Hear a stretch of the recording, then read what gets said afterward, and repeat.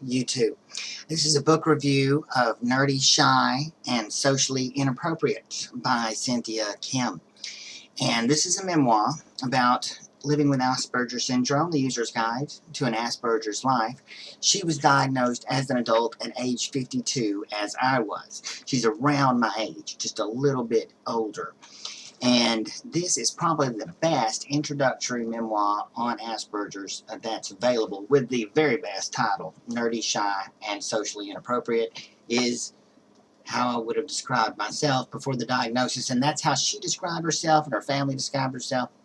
She didn't go to college immediately, and she found her own business. She knew she couldn't work with people, and only in her mid-30s did she go back to college, and she immediately realized, because of course when we were growing up there was no Asperger syndrome, hadn't been developed yet. 1994 it was out of the DSM, and so she immediately realized that it was possibly a more systematic problem than just being nerdy, shy, and socially inappropriate.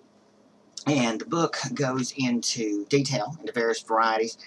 Particularly the explanation of executive functioning issues is the best I've ever read, and I've read quite a few books on Asperger's syndrome. Probably the second best memoir is Asperger's Inside Out, but Cynthia's book is more concise and clearly written, and is a very quick read, and I'd recommend it to anyone with people with Asperger's syndrome in their life, or just wanted to learn a different perspective.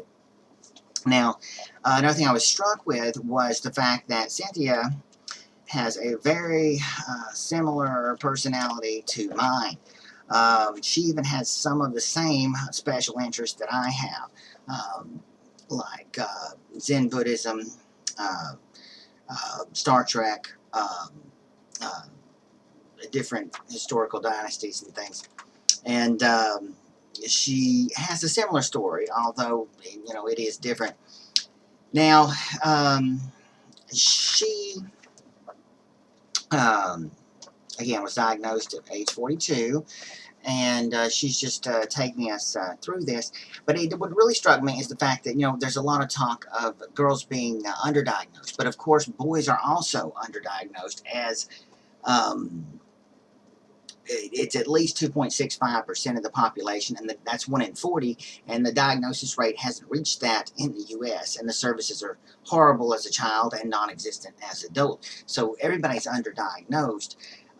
What strikes me is the similarity between males and females on the spectrum, and you just have to pick two of the right ones with similar symptoms, and they're just incredibly similar.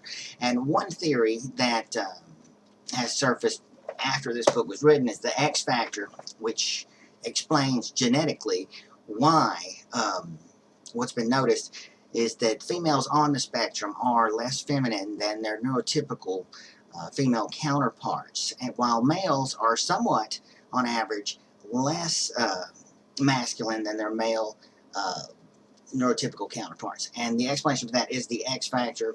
The X chromosome is what's damaged, and there's two X chromosomes in the female.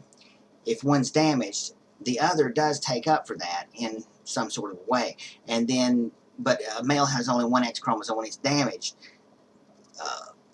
it's more severe. So that's why you get 5 times more cases of Asperger's and autism in males than females.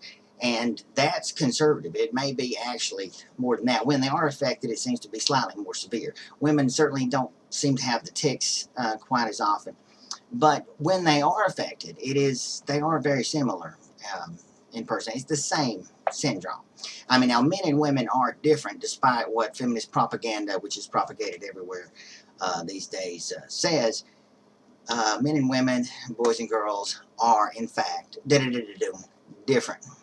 But people on the spectrum are more similar to each other than they certainly are to neurotypical people. And so it really struck me with this book, with her personality being as similar to mine as it is. Now, she also talks about like bullying when she was in school. Female bullying is mostly psychological, and she was bullied bad, but then later on, to recover and get on top of that, she became a bully. She became a mean girl. She became an undiagnosed autistic mean girl. And I went through a little of that, but the difference between male bullying, there is an undercurrent added with the psychological of, violence and physical bullying.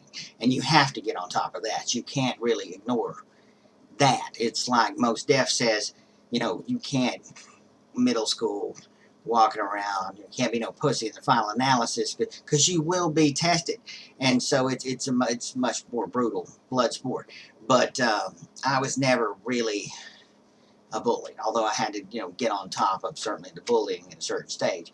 But so our development is different based, on that sex difference, partly. And I think she had a better family background, quite frankly. But other than that, we're very, very similar. Another thing, the shyness, it's not really shyness. The social anxiety as such is, in somebody with autism, is based on the very real rational fear that they're going to make social mistakes, that they're not going to engage properly, that they're going to be misunderstood. These are very real, rational thoughts, not an irrational phobia of other people or crowds or whatever. So it is different, but you're able to tell yourself that it is shyness. When I was younger, I told myself it was shyness, it was social phobia, and that if I only pushed myself, it would, go away and I'd get over it. But no, you don't get over an autistic spectrum disorder. But many women never really punch through that, and they still maintain quite a bit of shyness or social phobia in a lot of cases. In the ones that I've met, I met some that hadn't been kissed at 32, and I met one that was a virgin at 38. So they never really are told to suck it up and get out there like the males are, and obviously that experience of bullying where you've got to be proactive on this is also formative. But at heart, we're talking about, this is the same deals. And males and females are strikingly similar in that way. But anyway, that's all I want to say about the book. Heavily recommend it. Have a great afternoon. Konnichiwa.